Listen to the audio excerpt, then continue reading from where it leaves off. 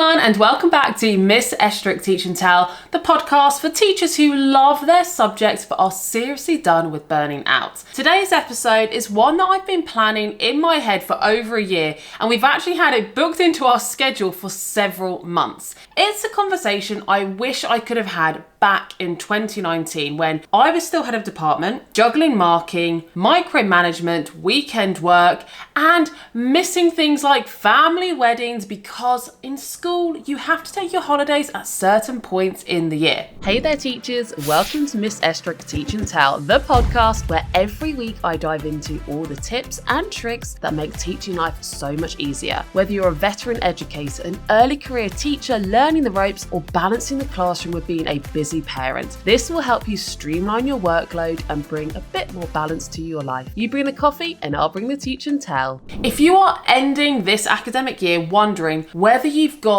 another school year left in you, or if you're quietly Googling what jobs can teachers do, this episode is for you. So I left teaching in July 2024 after 15 years in the classroom, and I loved teaching. I was the biggest cheerleader and still am for teaching, and I never ever thought I would leave classroom teaching. But over time, I did start to feel trapped by the lack of flexibility, not just around time, but around money and lifestyle. And I found that this was really exacerbated following COVID, when it was my perception, at least, that other careers were getting more flexible as a result of COVID and seeing things do work when you work from home and have a bit more flexibility. But that doesn't work for certain careers, or at least it's not been investigated and trialed, and teaching was one of those. So I began tutoring back in 2019, and that's also when I started my YouTube channel, and slowly I built something on the side. And when I then had my twins towards the end of 2020, that is what gave me even more drive to build a career where I could be present and financially secure. And by 2021, I was earning the same, if not more, from Miss Estruch Biology than I was as a full-time teacher.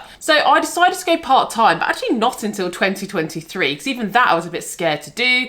And within the first few weeks of being part-time, I knew I was not going to be there for another school year after that one. And here's the thing I didn't expect. Once I actually stepped away from the pressure of classroom teaching, I realised just how much of a toll it had been taking on my physical and mental health, my energy and well-being. When I look back at my older YouTube videos from 2022, 2023, I can just see it in my face. I'm a lot more drawn, yellow, sunken eyes, grey, and that was all of this weight that I was carrying that I didn't even know I was carrying, with this stress and overwhelm, lack of well-being in schools, but I never saw it because I loved being in the classroom helping students so much. Now though, I feel so much more creative, in control, and I have never looked back. So today I'm talking to Lisa Harding, a certified career coach and the founder of Teacher Career Transition Academy. She works with teachers who are starting to wonder if this job is still right for them. So if you are craving more freedom or a better work-life balance, or just want to explore your options even quietly over the summer, this conversation and episode is for you. Let's jump in. So welcome to today's guest, who is someone who knows exactly what it feels like to change career and help loads of teachers do exactly the same thing. We have Lisa Harding today with us, who is working with the Teacher Career Transition Academy, which is a step-by-step program, taking the stress and confusion out of leaving teaching and finding a new and fulfilling career. And I know that when it gets to the end of the school year, like it is now, quite a few teachers might be reflecting on what should they be doing. Do they actually have another year in the classroom left in them? Which is why we thought this was such a great time of year to talk about what options there are for you, and if you do have anything that's maybe limiting you from wanting to do that, how you could be supported further. So Lisa, welcome to the podcast. You are now helping thousands of teachers explore this transition. What has been your journey to date, and how did you get into this line of work that you're doing? Hi. Well, first of all, thank you for having me. I'm so excited to be joining everyone. And I have my own transition story, and it led me to the Teacher Career Transition Academy. But I like to always lead with, I was actually never a teacher myself, although I feel like I was. So how is that possible? Well, I was born into a family of educators. My parents were teachers. They met teaching, we call middle school, and countless aunts and cousins were teachers. It kind of like runs in the family. I just thought I was maybe going to be a teacher, but I took a different path. After college, I went to work for an educational technology company. Specifically, it was a company that made online teacher professional development, so training for teachers online.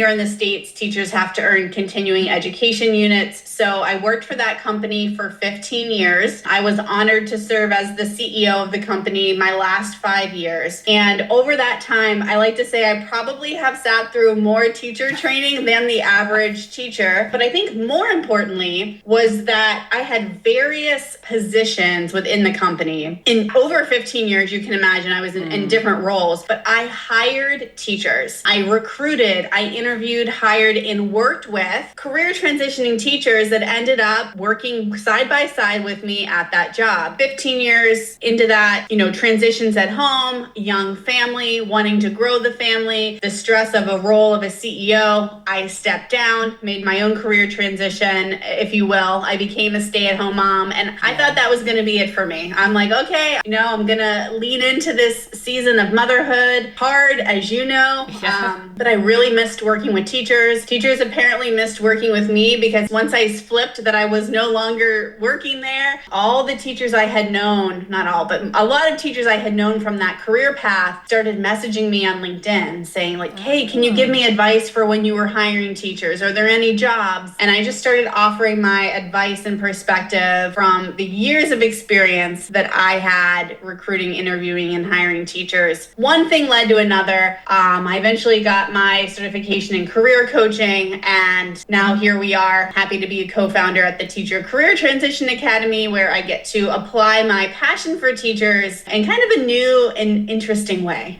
Wow. I love that you've also come from a family of teachers, because I have as well. So my mum was a teacher, my grandparents were, and all of my mum's like family friends. It's kind of just an environment I grew up in. But obviously I went down a slightly different route as a teacher. And 15 years in teacher training, you must have had, like you said, so much more teacher training than I've ever had. That's so interesting, like the range of things you would have seen, and possibly also the change in trends over the year of what was the new thing to try, and whether it loops back round to, oh, we now like this again. So yeah, wow, that sounds absolutely amazing as a way to get into this field. So what are some of the signs then that if someone is having a difficult time at school, that it might just be more than, oh, I'm having a bad week, and it might genuinely be a good time for them to start looking at other options? Yeah, and I think a good distinction and something to know is every career field, every job, you will get burnt out. Everyone gets burnt out. But there is a difference between being burnout and having burnout and being chronically burnout to the point where it's impacting your life. And I kind of like to look at it as,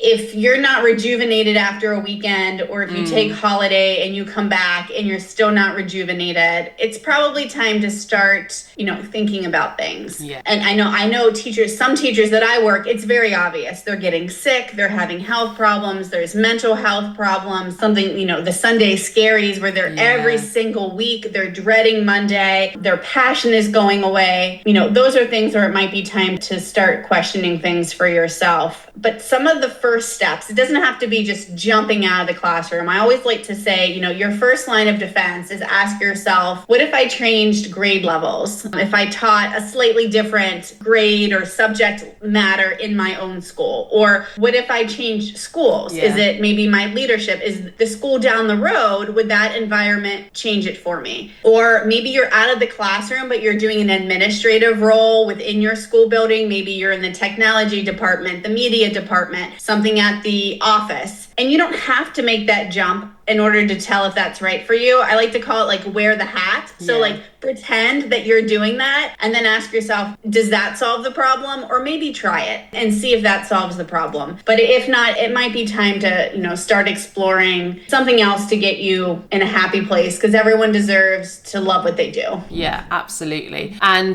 that is such a good point about maybe look at everything you can do to change within the industry that you're actually in, because that takes me back to, I actually did this back in 2013, 2014, where I used to work in Sheffield and I moved to London. And the first school that I was at, I was so miserable and unhappy all the time. Like you said, weekends wasn't refreshing me. I dreaded this going into school at the end of the holidays, absolute fear and dread. And I spoke to my teacher friend and thought, I'm just going to leave teaching. Clearly it's not right for me. I'm not good enough. I'm not enjoying it. And she said to me, why don't you just try one more school, and then if you still feel that way, leave. But you've paid all this money to train, just give it one last shot. And I did that, and I was at the school that I've just left for 10 years and absolutely loved it up until the point where my business then became the next step for me. So yeah, absolutely try that potentially before you then consider maybe a big jump if you're not completely sure. If teachers are maybe beyond that point already, what sorts of things could they maybe start to think about over the summer? Because we're nearly at school summer holidays over here in the UK.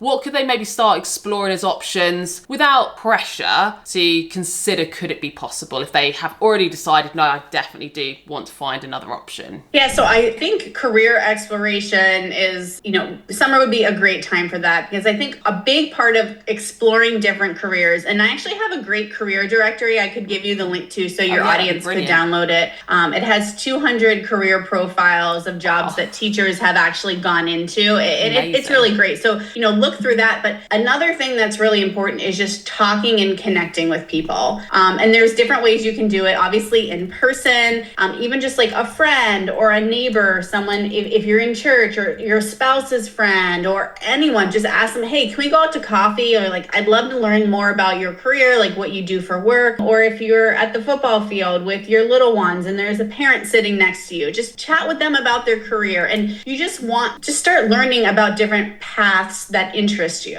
and just research, talk to people. And while you're doing that and researching different options that might excite you, you want something that's going to light you up, excite you again. You're kind of building these mini bridges that at one day, someone that you've talked to could come back to you and say, hey, I know you were exploring this and, talking to me, like we have this job that just opened up at my company. Like, are you still interested? So you're starting to just build, these little spider webs that are going to go out, and just start building your network, letting people know that you're curious, asking great questions, thinking about also what you're good at, what teaching skills that you're great at, and also which ones bring you joy. And where those intersect is where you should lean into finding careers that match that intersection. Yeah, absolutely. And that kind of goes back to what you were saying about all careers and jobs. There's going to be highs and lows. It's going to be difficult. So picking something that you truly are passionate and love, that has got to be the key, not just thinking, oh, this could make me money, because if you're not going to enjoy it, you're going to be back in the same position in a few years' time. So yeah, good point for that one. And I know for me, I found it very difficult to leave the classroom. It took me, I could have financially left in 2021. I didn't until 2024 because of a lot of fears and concerns. What do you find are like the most common fears that teachers have, or like myths, concerns around leaving the classroom to do something else? And how do you help them manage those concerns? Well, there are a lot, and I like to use the general term limiting mindsets, but there are a lot of limiting mindsets. Some of the most popular ones are, I'm too old.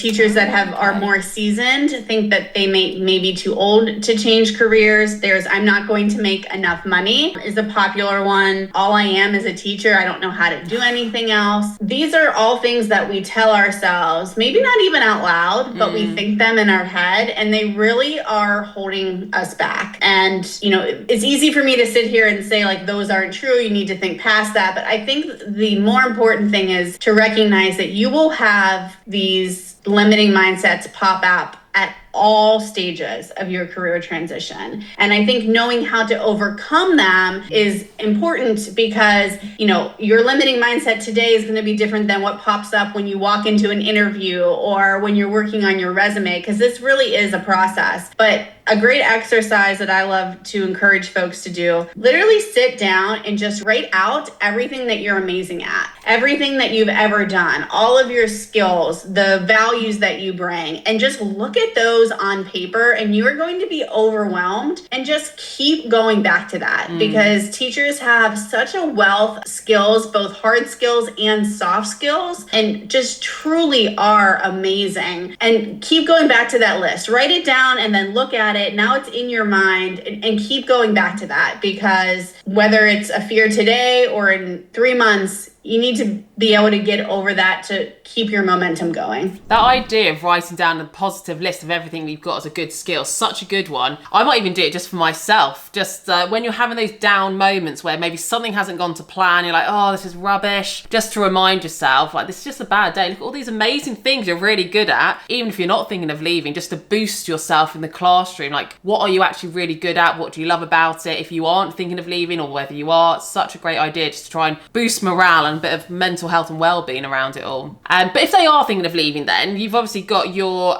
framework. Can you just give us a brief overview of like the 4 stages in your transition framework then of how you do support teachers with this? Yeah, so the coaching program that we've put together, as you mentioned, it follows kind of 4 stages. And, I don't own those stages. Like, I think anyone that goes through a career transition takes kind of the same steps to streamline it. But I think what's unique is how I break it into 4 unique stages for teachers and organize that. But number 1 is mindset. So things like we just talked about, overcoming imposter syndrome, really believing in yourself, having the confidence. And a lot of teachers want to skip this step. They want to just jump right in. But I really do see a difference with folks that I work with that spend a little time up front putting in mindset. And, some teachers are leaving with trauma that they're dealing with and guilt. And so we have to recognize all of that and move forward. The second step is what we briefly talked about already, is finding career clarity and researching different careers. A big pitfall that I see is, a lot of times we say, okay, I want to change jobs. And the very first thing that we think about is, I have to update my resume. Well, especially in this job market, you don't want a generic resume. It really needs to be tailored, especially if you're a career transitioner. It needs to be tailored to the job that you're applying for, or the career field that you're applying for. And so I think a big setback that teachers have is,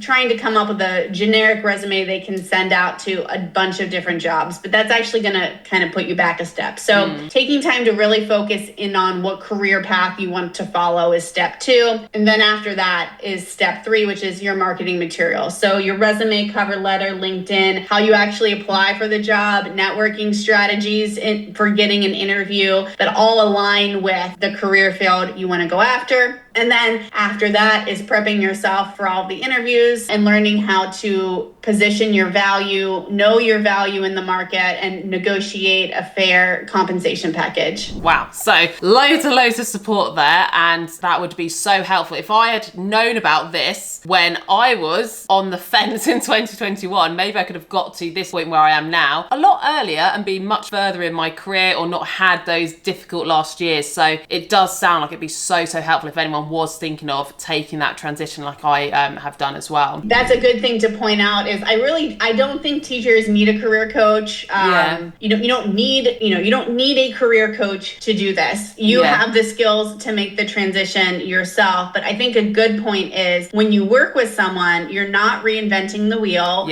You have support, so you're not going to give up or fall off the wagon, or if you do, you get back on. So it makes it easier, it streamlines it, and it happens more quickly. But again, you don't need a career coach because you can follow those steps on your own just as well. But it does streamline things and helps it go more quickly. Yeah, absolutely. Okay, so what would you say is the number 1 skill you think a teacher should upskill on to help them land a job out of the classroom? But that's a great question. And I think it's in a teacher's nature to say what course should I go take? What education do I need? What certificate? But all of that, the answers to that would be, it's going to be based on which career you want to go into. Yeah. So I like to say, no matter which career you go into, the number one skill every single teacher needs is networking.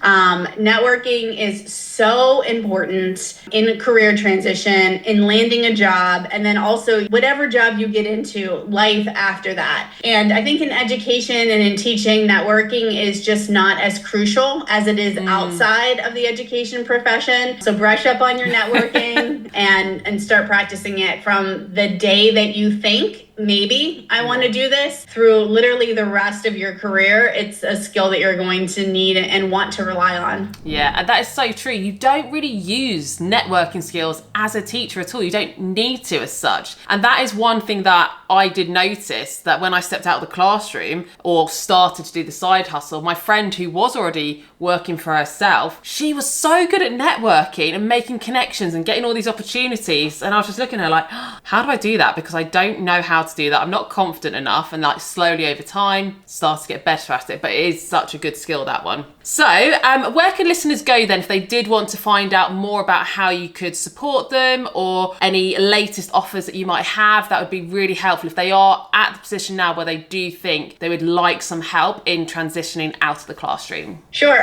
So I'll give you a link to the website. It's just teachercareertransitionacademy.com. From there, you can jump off. A couple of things I recommend. I have the Beyond the Classroom podcast, where everything is just about career advice, stories with teachers that have left. So you can find the podcast from the website. And then also check out the calendar of events. Every single month, we have coaching sessions for our Academy members, but we also offer so many for free. I love offering free coaching, and I usually hit the big topics, kind of help you on your way. So anything, I have sessions on putting your resume together, your LinkedIn. I mean, lots of really great free content on the website as well. So head on over there and you can find everything from the website. Awesome. So I'll link those in the description and the show notes for anyone that wants to check out any of those free resources, but also everything else you offer, which sounds amazing. So thank you so much for sharing your story with us, and loads of really useful things to think about for teachers, whether they are wanting or not wanting to leave the classroom. But I know we talked about this previously, actually on the episode that's going to be on your podcast, but how there seems to be more teachers wanting to leave and who are leaving. So it's just interesting to see what you can do if you're also in that position. So thank you so much. It's been absolute pleasure. And yeah, check out all of those resources, everyone. I'm sure it'll be really, really helpful. So that is it. I really hope you found that conversation helpful, a bit of food for thought over the summer. And just a quick note from me as well. If today's episode has got you thinking about building something of your own, just like I did, and how other teachers at Lisa who has supported have, I do actually offer coaching as well to help teachers build their own social media or online based education business. Whether it is you're dreaming of being a full-time tutor or growing on YouTube or whatever social media platform it is, selling digital resources, you can book one-off coaching sessions or even join my full year support program, and I'll link that in the description below. But that is it for today's episode. I'll see you next week, everyone. You bring the coffee and I'll bring the teaching towel.